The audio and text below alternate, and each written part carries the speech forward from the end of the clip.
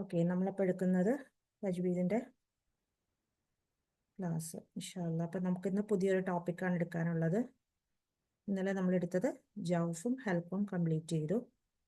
ഇന്ന് നമുക്ക് എടുക്കാനുള്ളത് നാവിനെ കുറിച്ച്, ലിസാനെ കുറിച്ച്. നെക്സ്റ്റ് മഖാരിജുൽ ആമ, അതേതാണ്?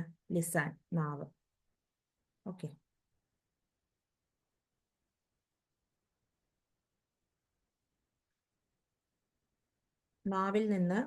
നാവിൻ്റെ തന്നെ നമുക്ക് ഡിഫറെൻറ്റ് പാർട്സ് നമുക്ക് ആദ്യം ഒന്ന് പരിചയപ്പെടാം. ഏതൊക്കെ ഭാഗങ്ങളാണ്, പിന്നെ ഓരോ ലെറ്റേഴ്സ് നമ്മൾ പഠിച്ചു വരുമ്പോൾ നമുക്കത് കൂടുതൽ ക്ലിയർ ആവും.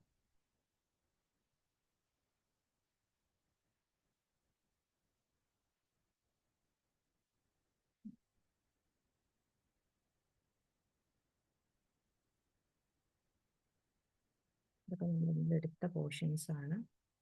ജസ്റ്റ് പോകുമ്പോൾ നിങ്ങളൊന്ന് നോക്കുക കേട്ടോ. ലെറ്റേഴ്സും അതിൻ്റെ പേരുകളും അതെല്ലാം ഓർമ്മയിലുണ്ടാവണേ, ഏതെല്ലാം ഭാഗത്തു നിന്നാണ് വരുന്നതെന്ന്. ഓക്കെ, അപ്പോൾ ഇത് ഓക്കെ, ലിസാൻ. ഇതാണ് നാവ്. നാവിന് പറയുന്നതാണ് എന്താണ്? ലിസാൻ. ഓക്കെ, നാവിൻ്റെ തന്നെ നമുക്ക് ഡിഫറെൻറ്റ് പാർട്സ്, നമുക്ക് ജസ്റ്റ് മെയിനായിട്ട് നമുക്ക് വേണ്ടുന്നതോ കാര്യങ്ങൾ നോക്കാം. നാവിൻ്റെ അങ്ങേ അറ്റത്തിന് അഖ്സൽ ലിസാൻ എന്ന് പറയും. നാവിൻ്റെ മധ്യഭാഗത്തിന് വസത്തുൽ ലിസാൻ എന്ന് പറയും. വസത്ത് എന്ന് പറഞ്ഞു കഴിഞ്ഞാൽ മധ്യഭാഗം എന്ന് മനസ്സിലായല്ലോ. വസത്തുൽ ലിസാൻ എന്ന് പറയും. നാവിൻ്റെ സൈഡ്സിന്, അരികുകൾക്ക് എന്ത് പറയും? ഹാഫത്തുൽ ലിസാൻ എന്ന് പറയും. നാവിൻ്റെ എഡ്ജിന്, അരിക് അല്ലെങ്കിൽ തുമ്പ് എന്നൊക്കെ പറയുന്ന ഭാഗത്ത് നമ്മൾ എന്ത് പറയും? തൊറഫുൽ ലിസാൻ എന്ന് പറയും. അപ്പം നാവിനെ ഇത്രയും ഭാഗങ്ങളായിട്ട് തിരിച്ചിട്ടുണ്ട്. ഓക്കെ, ഇനി നമുക്ക് നാവിൻ്റെ ഓരോ ഭാഗത്തു നിന്ന് വരുന്ന അക്ഷരങ്ങൾ ഏതൊക്കെയാണെന്ന് നോക്കാം. നാവാണ് ഏറ്റവും വലിയ ഒരു മഖ്റജിലെ ഏറ്റവും വലിയ മഖ്റജ് ഏതാണെന്ന് ചോദിച്ചു കഴിഞ്ഞാൽ അത് നാവാണ്. കാരണം നാവിൽ നിന്നാണ് ഏറ്റവും കൂടുതൽ അക്ഷരങ്ങൾ പുറത്തേക്ക് വരുന്നത്. നാവിൽ നിന്ന് മൊത്തം നമുക്കിപ്പോൾ പറയുകയാണെങ്കിൽ 10 പോയിന്റ്സ് ഉണ്ട് നാവിന്. ഈ 10 പോയിന്റ്സിൽ നിന്ന് 18 അക്ഷരങ്ങളാണ് പുറത്ത് വരുന്നത്. നമ്മളിപ്പോൾ തൊണ്ടയുടെ നമ്മൾ പറഞ്ഞു 3 പോയിന്റ്സിൽ നിന്ന് 6 അക്ഷരങ്ങൾ വരുന്നുണ്ടെന്ന് പറഞ്ഞു. അതുപോലെ നാവിന് പറയുകയാണെന്നുണ്ടെങ്കിൽ 10 പോയിന്റ്സിൽ നിന്ന് 18 അക്ഷരങ്ങളാണ് പുറത്തു വരുന്നത്. ഓക്കെ, നാവിൻ്റെ അക്ഷരങ്ങൾ ഓരോന്നോരോന്നായിട്ട് നമുക്ക് നോക്കാം. നാവിൻ്റെ അങ്ങേയറ്റം പറയുകയാണെങ്കിൽ ഓക്കെ, നാവിൻ്റെ അങ്ങേയറ്റം അതാണ് അഖ്സൽ ലിസാൻ. നമ്മുടെ തൊണ്ട കഴിഞ്ഞിട്ട് പിന്നെ അങ്ങ് വരുന്ന ഭാഗം, നാവ് തുടങ്ങുന്ന ഒരു ഭാഗമാണ് അഖ്സൽ ലിസാൻ എന്ന് പറയുന്നത്. അഖ്സ എന്ന് പറഞ്ഞാൽ അങ്ങേയറ്റം, അതായത് നമ്മുടെ വായുടെ ഓപ്പണിങ്ങിൽ നിന്ന് നോക്കുമ്പോൾ നാവിൻ്റെ അങ്ങേയറ്റമാണ്. ഓക്കെ, അതുകൊണ്ടാണ് അഖ്സൽ ലിസാൻ എന്ന് പറയുന്നത്. അഖ്സൽ ലിസാനിൽ നിന്ന് 2 അക്ഷരങ്ങളാണ് വന്നത്. ഏതൊക്കെയാണ്? ഒന്ന് ഖാഫും പിന്നൊന്ന് കാഫും. ഖാഫും കാഫും രണ്ടും വളരെയധികം ശ്രദ്ധിക്കേണ്ട അക്ഷരങ്ങളാണ്. ഉച്ചാരണത്തിൽ ഒരുപോലെ ആയി പോകാറുള്ള അക്ഷരങ്ങളാണ്. ഒരുപോലെ ഉച്ചരിച്ചു കഴിഞ്ഞാൽ എന്തു പറ്റും? അതിൻ്റെ സൗണ്ട് ഒരുപോലെ ആയി കഴിഞ്ഞിട്ടുണ്ടെങ്കിൽ അർത്ഥം മാറിപ്പോവുകയും ചെയ്യും. ഓക്കെ, ഖാഫ് പറയേണ്ടടുത്ത് ഖാഫ് പറഞ്ഞില്ലെങ്കിൽ, അല്ലെങ്കിൽ കാഫ് പറയേണ്ടടുത്ത് ഖാഫ് പറഞ്ഞാൽ എന്തു പറ്റും? അർത്ഥം തന്നെ മാറിപ്പോകും. ഓക്കെ, അപ്പോൾ അഖ്സൽ ലിസാനിൽ നിന്ന് 2 അക്ഷരങ്ങൾ ഏതൊക്കെയാണ്? ഒന്ന് ഖാഫും മറ്റൊന്ന് കാഫും. ഓക്കെ, ഈ അക്ഷരങ്ങളെ നമ്മൾ വിളിക്കുന്ന പേരാണ് ഖാഫ് എന്ന് പറഞ്ഞു കഴിഞ്ഞാൽ. ഖാഫിനും കാഫിനും 2 മഖ്റജുകളും. നമ്മൾ പറയുമ്പോൾ അഖ്സൽ ലിസാൻ നാവിൻ്റെ അങ്ങേയറ്റം എന്ന് പറഞ്ഞാൽ പോലും അതിന് ഡെഫിനിറ്റ് ആയിട്ടുള്ള 2 സ്ഥലങ്ങളാണ്. അഖ്സൽ ലിസാന്റെ തന്നെ 2 ഭാഗത്തു നിന്നാണ് ഖാഫും കാഫും വരുന്നത്. ഖാഫ് പറയുമ്പോൾ അങ്ങേ അറ്റത്ത് ഉള്ള ഭാഗം, അതിൻ്റെ നേരെ മേലെയുള്ള അണ്ണാക്കിൻ്റെ സോഫ്റ്റ് ആയിട്ടുള്ള ഭാഗത്ത് തട്ടിച്ചിട്ടാണ് ഖാഫ് പറയുന്നത്. നാവിൻ്റെ അങ്ങേ അറ്റം നേരെ മേലെയുള്ള അണ്ണാക്കിൻ്റെ സോഫ്റ്റ് ആയിട്ടുള്ള ഭാഗത്ത് തട്ടി, നമുക്ക് അണ്ണാക്കിലേക്ക് തൊട്ട് നോക്കിക്കഴിഞ്ഞാൽ, നാവ് കൊണ്ട് തൊട്ട് നോക്കി അറിയാൻ പറ്റും. സോഫ്റ്റ് ആയിട്ടുള്ള ഭാഗമുണ്ട്, പിന്നെ ഒരു എല്ലുള്ള ഭാഗം നമുക്ക് തുടങ്ങുന്ന അറിയാൻ പറ്റും. ഓക്കെ, അപ്പം അങ്ങേ അറ്റം, നാവിൻ്റെ അങ്ങേ അറ്റം നേരെ മേലെയുള്ള അണ്ണാക്കിൻ്റെ സോഫ്റ്റ് ആയിട്ടുള്ള ഭാഗത്ത് തട്ടിച്ചിട്ടാണ് നമ്മൾ ഖാഫ് എന്നുള്ള അക്ഷരം ഉച്ചരിക്കുന്നത്. ഓക്കെ, ഇനി കാഫ് പറയുകയാണെന്നുണ്ടെങ്കിൽ അതിന് കുറച്ച് മുന്നിലേക്ക് വരും. ഖാഫിന് തൊട്ട് മുന്നിലായിട്ട് തന്നെയാണ് കാഫിൻ്റെ പൊസിഷൻ. അതിന് നേരെ മേലെ വരുന്ന അണ്ണാക്കിൻ്റെ സോഫ്റ്റും ഹാർഡിനും ഇടയിലുള്ള ഒരു ഭാഗത്താണ് നമ്മൾ കാഫിന് വെക്കേണ്ടത്. ഓക്കെ, ഇപ്പൊ കാഫിന്റെ മഖ്റജ് എങ്ങനെയാണ് പറയാ? നാവിന്റെ അങ്ങേ അറ്റം തന്നെയാണ്. അതും എന്താണ് അണ്ണാക്കിന്റെ സോഫ്റ്റ് ആൻഡ് ഹാർഡ് ഭാഗത്തിന്റെ ഇടയിലാണ് കാഫിന്റെ മഖ്റജ് വരുന്നത്. ഓക്കെ. അപ്പൊ ഈ രണ്ട് അക്ഷരങ്ങളെയും കൂടി വിളിക്കുന്ന ഒരു പേരുണ്ട്. അതാണ് പറയുന്നത് ഹുറൂഫുൽ ലഹവിയ. ഹുറൂഫുൽ ലഹവിയ എന്ന് പറയും. ഓക്കെ. ഖാഫിന്റെ മഖ്റജ് നമുക്കൊക്കെ നോക്കാം. പിക്ചർ ഒന്ന് നോക്കാം. ഇത് കണ്ടോ? നാവിന്റെ അങ്ങേ അറ്റാണ്. അത് ശരിക്കും അണ്ണാക്കിന്റെ സോഫ്റ്റ് ഭാഗത്തേക്ക് ടച്ച് ചെയ്ത് നിൽക്കുകയാണ്. ഓക്കെ. നാവിന്റെ ഷേപ്പ് തന്നെ കണ്ടോ? ബാക്ക് സൈഡ് നന്നായിട്ട് ഉയർന്ന് നടുഭാഗം നന്നായിട്ട് കുഴിഞ്ഞിട്ടാണ് ഖാഫിന്റെ മഖ്റജ് ഇരിക്കുന്നത്. ഖാഫും കാഫും വെച്ച് നോക്കുമ്പോൾ ഖാഫ് ഒരു ഹെവി ലെറ്ററും കാഫ് ലൈറ്റ് ലെറ്ററും ആണ്. ഓക്കെ. നാവിന്റെ ഷേപ്പ് കണ്ടോ? നാവിന്റെ ബാക്ക് സൈഡ് നന്നായി ഉയർന്നിരിക്കുന്നുണ്ട്. അതുകൊണ്ട് തന്നെ എന്താണ്? അതൊരു ഹെവി ലെറ്റർ ആണ്. ഭാരത്തോടു കൂടി ഉച്ചരിക്കേണ്ട അക്ഷരമാണ്. ഓക്കെ. കാഫ് എന്ന് പറയുമ്പോൾ നേരെ മറിച്ച് കാഫ് എന്ന് പറയുമ്പോൾ കാഫിനേക്കാളും കുറച്ചും കൂടി മുന്നിലേക്കായിട്ടാണ് കാഫിന്റെ പൊസിഷൻ വരുന്നത്. അത് ഞാൻ പറഞ്ഞല്ലോ, അണ്ണാക്കിന്റെ സോഫ്റ്റ് ഭാഗത്തിനും ഹാർഡായിട്ടുള്ള ഭാഗത്തിനും, അത് ആ ബോണി പാർട്ട് തുടങ്ങുന്ന ഭാഗമാണ്. എല്ലുള്ള ഭാഗം തുടങ്ങുന്ന ഭാഗത്താണ് നമ്മൾ കാഫിന്റെ മഖ്റജിന് തട്ടിക്കേണ്ടത്. ഓക്കെ. അപ്പൊ കണ്ടോ? പിക്ചർ കണ്ടോ? മനസ്സിലായോ? ഓക്കെ അല്ലേ? ക്ലിയർ ആണോ? കാഫും കാഫും ക്ലിയർ അല്ലേ?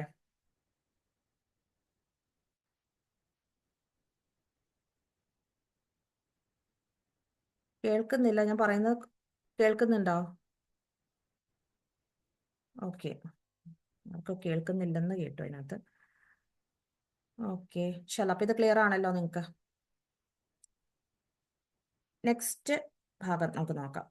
ഇപ്പൊ നമ്മൾ അക്വസൽ ലിസാൻ, നാവിന്റെ അങ്ങേയറ്റം രണ്ടക്ഷരങ്ങൾ കാഫും കാഫും. കാഫിന്റെയും കാഫിന്റെയും മഖ്റജ് ഏതാണെന്നുള്ളത് ക്ലിയർ ആയിട്ട് മനസ്സിലാക്കാം കേട്ടോ. പിക്ചർ ഒന്ന് മനസ്സിലേക്ക് കൊണ്ടുവരാം.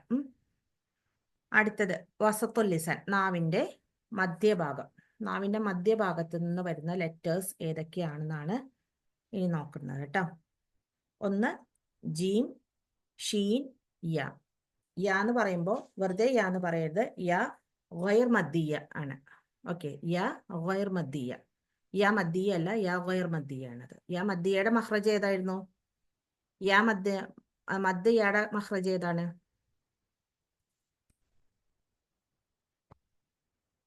ജൗഫാണ്. യെസ്, ജൗഫാണ് യാ മദ്ദിന്റെ മഖ്റജ്. ഇത് യാ ഗൈർ മദ്ദിയ, മദ്ദല്ലാത്ത യായാണ്. നമ്മൾ ഹർക്കത്തിട്ട് കാണുന്ന യായാണ് കേട്ടോ ഇത്. അപ്പോൾ അതിന് മൂന്നിന്റെ മഖ്റജാണ് വസത്തുൽ ലിസാൻ, നാവിന്റെ മധ്യഭാഗം.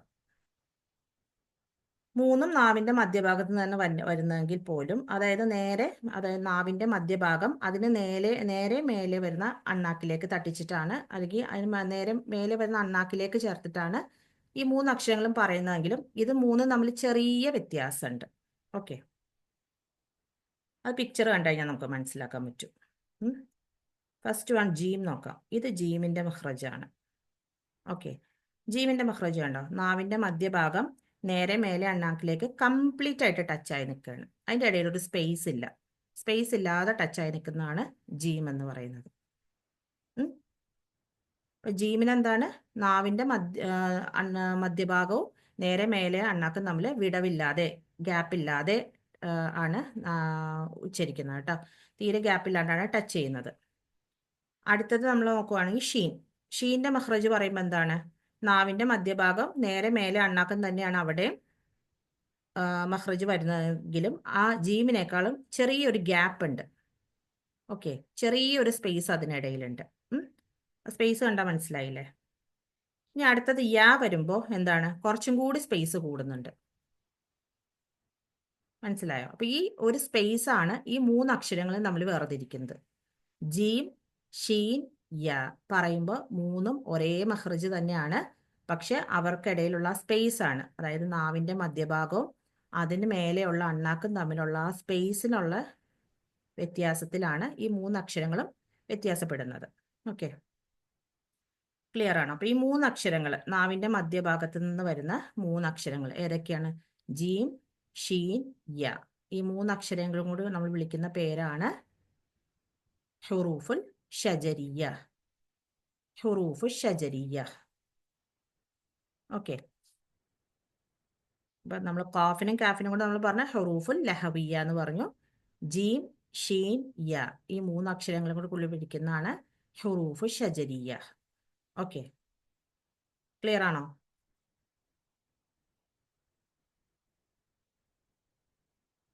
ഓക്കെ.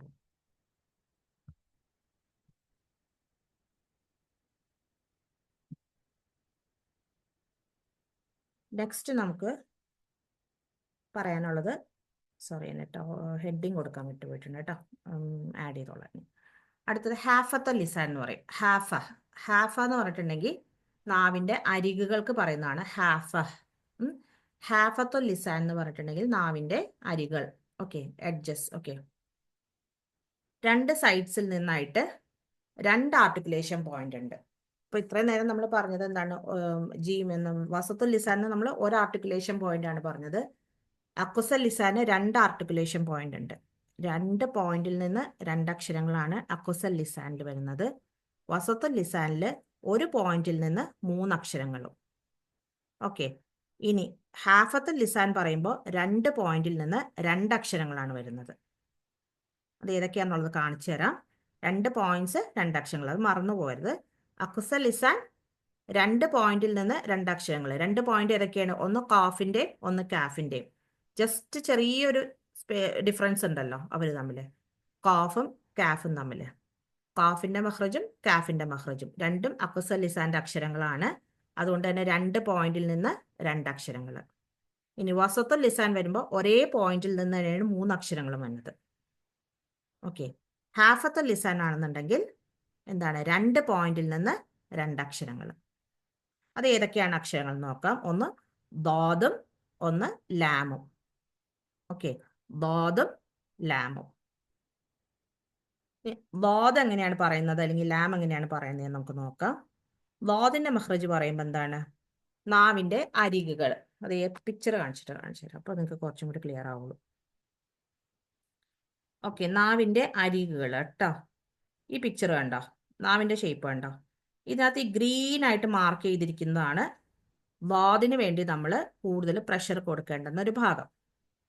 നാവിന്റെ അരികുകൾ ഗ്രീൻ ആയിട്ടും യെല്ലോ ആയിട്ടും മാർക്ക് ചെയ്തിരിക്കുന്നത് കാണാൻ പറ്റും. ഓക്കെ, ഗ്രീനും കാണാം, യെല്ലോയും കാണാം. അതിനകത്ത് കൂടുതൽ പ്രഷർ വരുന്നത് ഗ്രീൻ ഭാഗത്താണ്. കൂടുതൽ പ്രഷർ നമ്മൾ കൊടുക്കുന്നത് വാദിന് വേണ്ടി നമ്മൾ പ്രഷർ ചെയ്യുന്നത് ഗ്രീൻ ഭാഗത്താണ്. സൈഡ്സ് കണ്ടോ? ആ സൈഡ്സ് ആണ് നേരെ മേലെ അണ്ണാക്കിന്റെ ആ സൈഡിലുള്ള ആ മോണ ഭാഗത്തേക്ക് ടച്ച് ചെയ്യേണ്ടത്. ഓക്കെ, നേരെ മേലെ വരുന്ന അത് ഒന്നല്ലെങ്കിൽ നമുക്ക് ഒരു സൈഡ് കൊണ്ട് പറയാം, അല്ലെങ്കിൽ രണ്ട് സൈഡ് കൊണ്ടും പറയാം. ഒന്നല്ലെങ്കിൽ റൈറ്റ് സൈഡ് ഉപയോഗിക്കാം, അല്ലെങ്കിൽ ലെഫ്റ്റ് സൈഡ് ഉപയോഗിക്കാം, അല്ലെങ്കിൽ both the sides. Okay, right side ഉപയോഗിച്ച് മാത്രം പറയുന്നവരുണ്ട്, ലെഫ്റ്റ് സൈഡ് ഉപയോഗിച്ച് മാത്രം പറയുന്നവരുണ്ട്, രണ്ട് സൈഡ്സ് ഉപയോഗിച്ചിട്ടും പറയുന്നവരുണ്ട്. അത് നമ്മുടെ ഓരോരുത്തരുടെയും ഉച്ചരിച്ച് വരുമ്പോൾ നമ്മുടെ കംഫർട്ടാണ്. കാരണം ഓരോരുത്തർക്കും വ്യത്യാസം ഉണ്ടാവും അത് പറയുന്നതിനകത്ത്. ഓക്കെ, അപ്പൊ ബോദിന്റെ മഖ്റജ് എന്താണ്? നാവിന്റെ അരികുകൾ നേരെ മേലെ വരുന്ന അണ്ണാക്കിന്റെ അണപ്പല്ലിന്റെ മോണ ഭാഗത്തേക്കാണ് ടച്ച് ചെയ്യേണ്ടത്. ഓക്കെ, അരികുകൾ എന്ന് പറഞ്ഞു കഴിഞ്ഞാൽ ഏത് ഭാഗമാണെന്ന് മനസ്സിലാക്കിയിരിക്കണം. നീളത്തിൽ ഫ്രണ്ട് എപ്പോഴും വരുന്ന ഒരു മിസ്റ്റേക്ക് ആണോ ബോധ് പറയുമ്പോൾ ഈ മഞ്ഞ പോർഷൻ കണ്ടില്ലേ, ആ ഭാഗത്തിനാണ് കൂടുതൽ എല്ലാവരും പ്രഷർ കൊടുക്കുക. അപ്പൊ അങ്ങനെ വരുമ്പോൾ തന്നെ അതൊരു ലോദ് എന്നൊരു സൗണ്ടാണ് അവിടെ വരിക. ഓക്കെ, ഒരൊറ്റ സെക്കൻഡ് ഞാൻ ഇപ്പൊ ഒന്ന് കണ്ടിന്യൂ ചെയ്യാട്ടോ.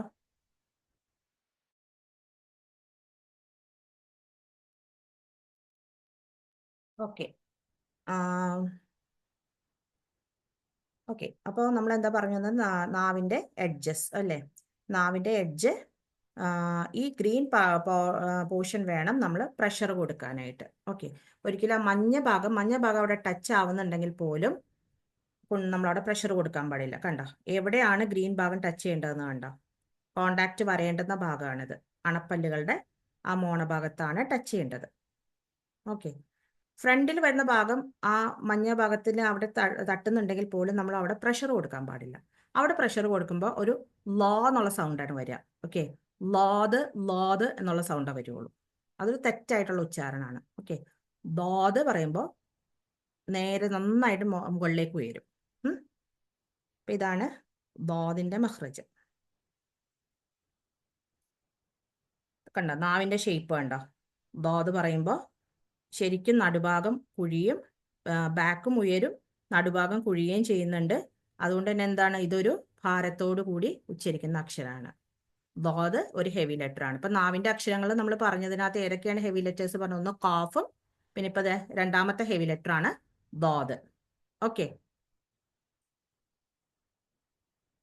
എവിടെയാണ് കോണ്ടാക്ട് വരുന്നത്? ആ ബ്ലൂ റീജിയൻ കണ്ടോ, അവിടെയാണ് കോണ്ടാക്ട് കൂടുതൽ കൊടുക്കേണ്ടത് കേട്ടോ. ഇൻഷാല്ലാ. അപ്പോൾ നെക്സ്റ്റ് പോർഷൻ നമ്മൾ നോക്കുന്നത് ലാമിന്റെ മഖ്റജ് നോക്കാം. ലാമിന്റെ മഖ്റജ് പറയുന്ന, ഇപ്പം നമ്മൾ ദോദിന്റെ മഖ്റജ് കണ്ടില്ലേ? അപ്പം നമ്മൾ പറഞ്ഞു ഫ്രണ്ട് യെല്ലോ പോർഷൻ പ്രഷർ കൊടുക്കാൻ പാടില്ല എന്ന് പറഞ്ഞു, അവിടെ ജസ്റ്റ് ടച്ച് ആവേ ഉള്ളൂ എന്ന് പറഞ്ഞു. ഈ യെല്ലോ പോർഷൻ അതാണ് ലാമിന്റെ മഖ്റജ്. ഓക്കെ, ആ അത്രയും കേർവ് ആയിട്ട് വരും ലാമിന്റെ മഖ്റജ്, ഫ്രണ്ടിൽ വരുന്ന സൈഡാണത്. ആ ഭാഗം മുകളിലെ പല്ലിന്റെ മുൻപല്ലിന്റെ 8ഓളം വരുന്ന മുൻപല്ലുകളുടെ മോണഭാഗത്ത് ടച്ച് ചെയ്തിട്ടാണ് ലാം എന്നുള്ള അക്ഷരം ഉച്ചരിക്കേണ്ടത്. ഓക്കെ, ലാമിന്റെ മഖ്റജ് മനസ്സിലായോ? എവിടെയാണ് ടച്ച് ചെയ്യേണ്ടതെന്നാണ് ഈ കൊടുത്തിരിക്കുന്നത്. അത് ഏത് ഭാഗമാണ് ടച്ച് ആവുന്നതെന്നുള്ളതാണ് ഈ പിക്ചറിലും കാണിച്ചിരിക്കുന്നത്. നാവിന്റെ ഈ അരികുകളാണ്. ഓക്കെ, സൈഡ് മുതൽ ഇങ്ങനെ കംപ്ലീറ്റ് ആ യു പോലെ വരുന്ന അരിക് എങ്ങനെയാണ് 8ഓളം മുൻപല്ലുകളുടെ മോണഭാഗത്താണ് ടച്ച് ചെയ്യേണ്ടത്. ഓക്കെ,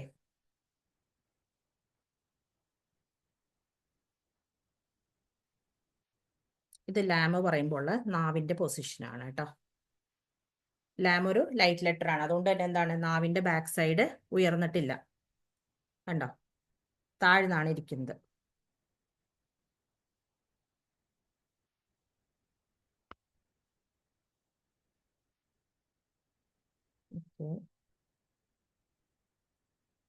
നമ്മളപ്പോൾ ഇന്ന് എടുത്ത പോർഷൻ ഒന്നും കൂടെ നോക്കാം. ജസ്റ്റ് ഒന്ന്,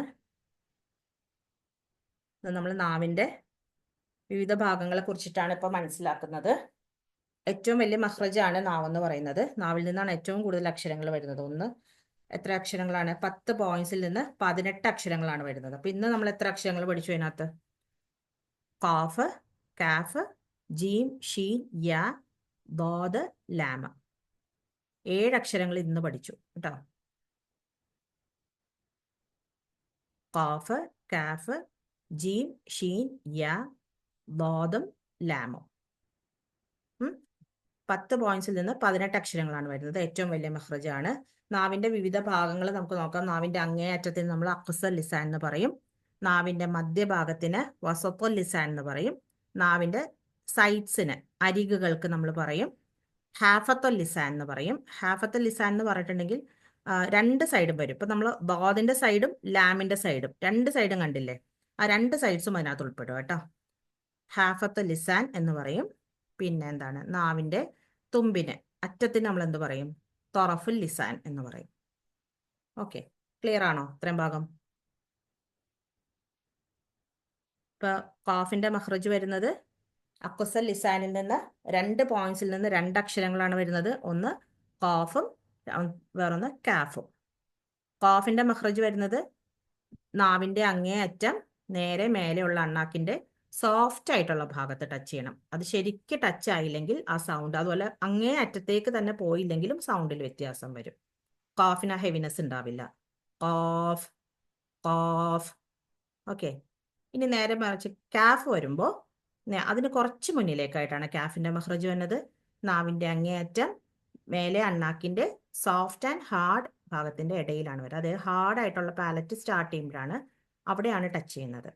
ഓക്കെ, ബോണി പാർട്ടിന്റെ തുടക്കത്തിലാണ് ടച്ച് ചെയ്യുന്നത്. എല്ലുള്ള ഭാഗം തുടങ്ങുന്നത്. മാംസമുള്ള ഭാഗത്തിനും എല്ലുള്ള ഭാഗത്തിനും ഇടയിലായിട്ടാണ് കാഫിന്റെ മഖ്റജിന് നാവ് വെക്കേണ്ടത്. ഓക്കെ, കാഫിനും കാഫിനും കൂടി ഒരു പേര് പറയും, എന്താണ്? ഹുറൂഫുൽ ലഹവിയ എന്നാണ് പറയാം. ഹുറൂഫുൽ ലഹവിയ. ഓക്കെ, കാഫിന്റെ മഖ്റജും കാഫിന്റെ മഖ്റജും കണ്ടില്ല? കാഫ് ഒരു ഹെവി ലെറ്റർ ആണ്, കണ്ട, നാവിന്റെ ബാക്ക് സൈഡ് നന്നായി ഉയർന്നിരിക്കുന്നുണ്ട്. കാഫ് ഒരു ലൈറ്റ് ലെറ്ററുമാണ്. ഓക്കെ, അടുത്തത് നമ്മൾ പഠിച്ചത് വസത്തുൽ ലിസാൻ. വസത്തുൽ ലിസാൻ എന്ന് പറയുന്നത് നാവിന്റെ മധ്യഭാഗം. നാവിന്റെ മധ്യഭാഗത്ത് നിന്ന് 3 അക്ഷരങ്ങൾ വരുന്നുണ്ട്. ഒരേ പോയിന്റിൽ നിന്ന് തന്നെയാണ് 3 അക്ഷരങ്ങളും വന്നത്. കാഫിനും കാഫിനും 2 പോയിന്റ് ആയിരുന്നെങ്കിൽ വസത്തുൽ ലിസാൻ വരുമ്പോൾ ഒരു പോയിന്റിൽ നിന്ന് 3 അക്ഷരങ്ങളാണ്. അത് ഏതൊക്കെയാണ്? ജീം, ഷീൻ, യാ. യാ എന്ന് പറഞ്ഞു കഴിഞ്ഞാൽ യാ മദ്ദ അല്ല, യാ ഗൈർ മദ്ദിയാണ്. അതെപ്പോഴും ശ്രദ്ധിക്കണം കേട്ടോ. യാ മദ്ദിന്റെയും യാ ഗൈർ മദ്ദിയുടെയും മഖ്റജ് രണ്ടും രണ്ടാണ്. യാ മദ്ദിന്റെ മഖ്റജ് ജൗഫും, യാ ഗൈർ മദ്ദിയ ഹറക്കത്തിട്ട് കാണുന്ന ആ യായുടെ മഖ്റജാണ് വസത്തുൽ ലിസാൻ. ഓക്കെ, ഇപ്പം മൂന്നിന്റെയും മഖ്റജ് സെയിം ആണെങ്കിൽ പോലും ചെറിയൊരു വ്യത്യാസം എന്താണ്? ആ സ്പേസിലുള്ള, അതായത് നേരെ മേലെ അണ്ണാക്കുമായിട്ട് തട്ടുന്ന സ്പേസിലുള്ള വ്യത്യാസത്തിലാണ് ഈ മൂന്ന് അക്ഷരങ്ങളും തമ്മിലുള്ള വ്യത്യാസം. നാവിന്റെ മധ്യഭാഗവും അതിന് നേരെ മേലെ വരുന്ന അണ്ണാക്കുമാണ് മഖ്റജ് പറയുന്നതെങ്കിലും അവർ തമ്മിലുള്ള വ്യത്യാസം എന്താണ്? ആ കോണ്ടാക്റ്റിലുള്ള വ്യത്യാസമാണ്. ജീമിന് വരുമ്പോൾ കംപ്ലീറ്റ് ആയിട്ട് ടച്ച് ആവുന്നുണ്ട് അവിടെ. നാവിന്റെ മധ്യഭാഗം നേരെ മേലെ അണ്ണാക്കിലേക്ക് കംപ്ലീറ്റ് ആയിട്ട് ടച്ച് ആവുന്നുണ്ട്. ഷീൻ വരുമ്പോൾ ചെറിയൊരു സ്പേസ് ഉണ്ടാവുന്നുണ്ട്. ഓക്കെ, യാ വരുമ്പോൾ എന്താണ്? അതിന് ഷീനേക്കാളും കുറച്ചും കൂടി സ്പേസ് കൂടുന്നുണ്ട് യാക്ക്. ഓക്കെ, കണ്ടോ ഷീനും യായും തമ്മിലുള്ള വ്യത്യാസം. ഈ അക്ഷരങ്ങളെ മൂന്ന് അക്ഷരങ്ങളും കൂടി നമ്മൾ വിളിക്കും ഹുറൂഫുൽ ഷജരിയ എന്ന് വിളിക്കും. ഷജരിയ. ഓക്കെ, നെക്സ്റ്റ് നമ്മൾ എന്താണ്? സൈഡ്സ് ഓഫ് ദ ടങ് ആണ് പഠിച്ചത്. അതാണ് നാവിന്റെ അരികുകൾ. നാവിന്റെ അരികുകളിൽ നിന്ന് വരുന്നത് എത്ര അക്ഷരങ്ങൾ? 2 പോയിന്റിൽ നിന്ന് 2 അക്ഷരങ്ങൾ വരുന്നുണ്ട്. ഓക്കെ, 2 പോയിന്റിൽ നിന്ന് 2 അക്ഷരങ്ങൾ ഏതൊക്കെയാണ്? ഒന്ന് ദോദും ഒന്ന് ലാമും. ദോദിനും ഓക്കെ, നെറ്റിനൊരു പ്രോബ്ലം ഒന്നാണ്. ദോദിനും ലാമിനും എന്താണ്? 2 പോയിന്റ്സ് ആണ്. ഓക്കെ, ദോദിന്റെ പോയിന്റ് കണ്ടോ? നാവിന്റെ അരികള് നീളത്തിലുള്ള അരികാണ്. ദോദിന് ഉപയോഗിക്കുന്നത് നീളത്തിലുള്ള അരികും ലാമിന് ഫ്രണ്ടിലുള്ള അരികു ഭാഗമാണ് ഉപയോഗിക്കുന്നത്. ഓക്കെ, നീളത്തിലുള്ള അരികുകൾ എവിടെയാണ് ടച്ച് ചെയ്യുന്നത്? ദോദിന് നേരെ മേലെ വരുന്ന അണപ്പല്ലുകളുടെ മോണഭാഗത്താണ് ടച്ച് ചെയ്യുന്നത്. ലാം ആകുന്നുണ്ടെങ്കിൽ എങ്ങനെയാണ്? നാവിന്റെ ഫ്രണ്ടിലുള്ള അരികു ഭാഗമാണ് ഉപയോഗിക്കുന്നത്. ആ അരിക് എവിടെയാണ് ടച്ച് ചെയ്യുന്നത്? മുൻപല്ലുകളുടെ 8ഓളം വരുന്ന മുൻപല്ലുകളുടെ മോണഭാഗത്താണ് ടച്ച് ചെയ്യുന്നത്. ഓക്കെ, ഇത്രയും ഭാഗം ക്ലിയർ ആണോ എല്ലാവർക്കും?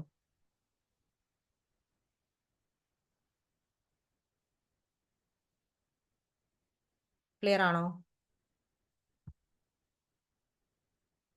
ഓക്കെ, ഇൻഷാ അല്ലാഹ്. എന്തെങ്കിലും ഡൗട്ട് ഉണ്ടെന്നുണ്ടെങ്കിൽ ചോദിക്കാം കേട്ടോ. ഞാൻ റെക്കോർഡിംഗ് ജസ്റ്റ് ഒന്ന് ഓഫ് ചെയ്യട്ടെ.